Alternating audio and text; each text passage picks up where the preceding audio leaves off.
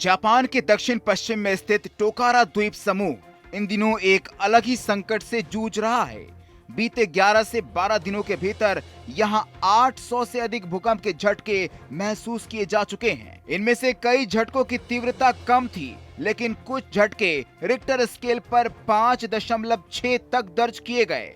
Japan जैसे देश जहां भूकंप आम बात है, वहां भी इतनी बार धरती का कांपना वैज्ञानिकों और आम लोगों के लिए चिंता का विषय बन गया है।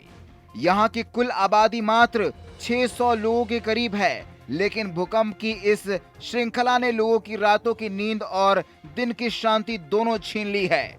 वहां के निवासी स्थानीय मीडिया को बता चुके हैं कि वो भूकंप के कारण रात भर जाग कर गुजारा कर रहे हैं। इस इलाके में लगातार हो रही भूकंप गतिविधियों के पीछे ज्वालामुखी गतिविधि को भी एक संभावित कारण माना जा रहा है। वैज्ञानिकों का कहना है कि समुद्र के नीचे की प्लेट्स में हलचल होने पर ज्वालामुखी फट सकता है, जैसा कि पहले भी कुछ बार हो चुका है। जापान मौसम विज्ञान एजेंसी और अमेरिका भी इस पूरी घटना पर नजर बनाए हुए है, लेकिन अभी तक किसी बड़े विस्फोट या सुनामी की आधिकारिक चेतावनी नहीं दी गई है।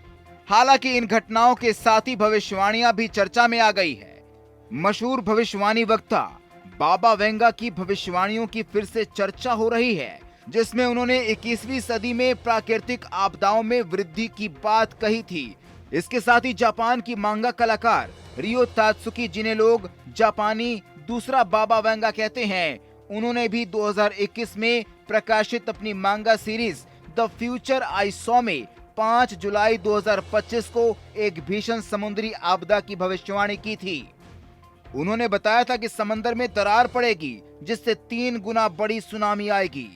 हालांकि जापान की मौसम एजेंसी ने इन भविष्यवाणियों को खारिज करते हुए कहा कि 5 जुलाई को किसी भी तरह के भूगर्भीय विस्फोट या सुनामी का वैज्ञानिक संकेत नहीं है। फिर भी लगातार आ रहे झटकों ने लोगों को डरा दिया है और वो इन चेतावनियों को हल्के में नहीं ले पा रहे।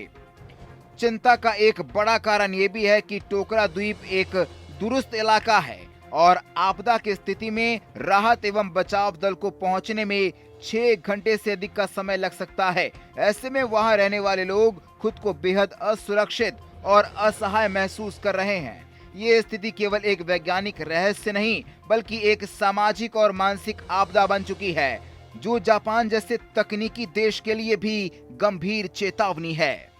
इस वीडियो में दी गई जानकारी केवल पौराणिक मान्यताओं, धार्मिक विश्वासों और ज्योतिषीय तथ्यों पर आधारित है। स्तुति इनकी पुष्टि नहीं करता।